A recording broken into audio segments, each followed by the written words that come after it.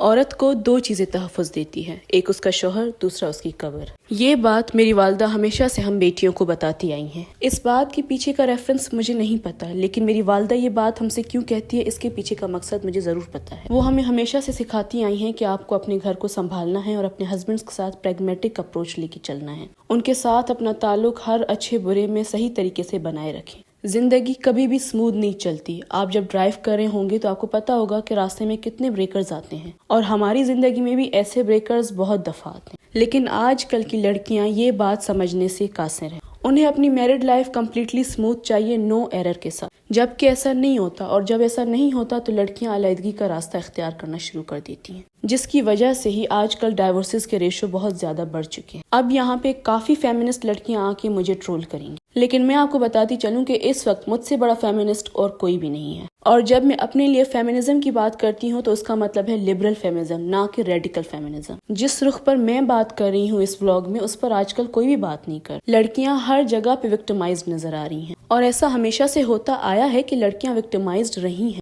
گھریلو دباؤ اور وائلنس کا شکار رہی ہیں۔ اور میں بہت خوش ہوں کہ آج کل کی لڑکیوں میں اس بات کا شعور آ چکا ہے کہ وہ اپنے لیے راہ فرار اختیار کر سکتی ہیں۔ انہیں پتا ہے کہ اسلام نے انہیں بھی حق دیا ہے ایک ٹاکسک ریلیشن شپ سے خود کو سائڈ کرنے۔ لیکن اس ولاگ میں بات کر رہی ہوں لڑکوں کے وکٹم ہونے کی، اور یہ بات 100% سچ ہے، اور آپ میں سے کافی لوگ مجھ سے متفق ہوں گے کہ کچھ ٹائم سے لڑکوں کے لیے میرڈ لائف ٹاکسک بن چکی ہے۔ لڑکے نبھانا چاہ رہے ہیں لیکن لڑکیاں نہیں نبھانا چاہتی۔ انہیں اپنی لائف بیڈ آف روزز چاہیے، جو کہ ضروری نہیں کہ ہر دفعہ ایک لڑکا آپ کو پرووائڈ کر سکے۔ ایک عورت اپنے مقام پہ اسٹرانگ تبھی ہی جانی جاتی ہے جب وہ دکھ اور سکھ دونوں میں اپنے شوہر کے ساتھ شانہ بشانہ کھڑی رہے۔ لیکن لڑکیاں آج کل نکاح نامے پہ سائن ہی اس لیے کر رہی ہیں کیونکہ انہیں صرف لڑکوں کے ساتھ سکھ ہی دیکھنا ہے، اور جہاں دکھ کی ایک لہر نظر آئی وہاں پہ وہ رشتہ ختم۔ میں نے اپنی زندگی میں بہت دفعہ عورتوں کے حق میں بات کی ہے، اور کافی عورتوں کو سمجھایا بھی ہے کہ اپنی لائف کے اس ٹاکسک ریلیشن شپ سے خود کو آزاد کریں۔ لیکن افسوس کے ساتھ کہنا پڑ رہا ہے کہ میں لڑکوں کو ان دنوں مینٹل ٹراما سے گزرتے ہوئے دیکھ رہی ہوں، اور اس سے زیادہ دکھ کی بات یہ کہ ہماری سوسائٹی اس بات کو ایکسیپٹ ہی نہیں کرتی کہ ریلیشن شپ کسی لڑکی کی وجہ سے خراب ہوا ہے۔